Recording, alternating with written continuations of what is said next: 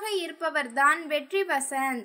YouTube மூலம் பிரபலமாகி இவர் தற்போது சிறகடிக்க ஆசை சீரியல் மூலம் தனக்கென ஒரு ரசிகர்கள் பட்டாளத்தை உருவாக்கி கொண்டார்.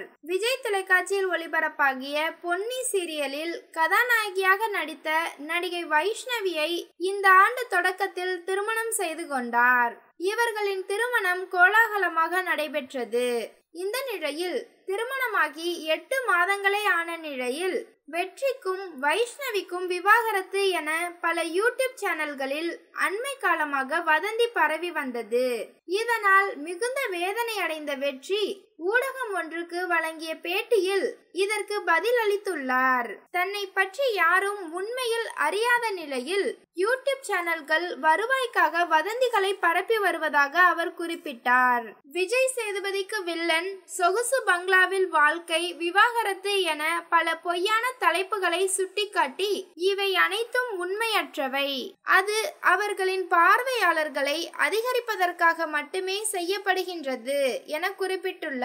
வெற்றி வசந்த் மேலும் குறிப்பிடுகையில், இந்த விவாகரத்து வதந்திகள் தன்னை விடவும் தனது பெற்றோர்கள், மாமியார் மற்றும் உறவினர்களுக்கு மிகுந்த கவலையை ஏற்படுத்துவதாக குறிப்பிட்டுள்ளார்.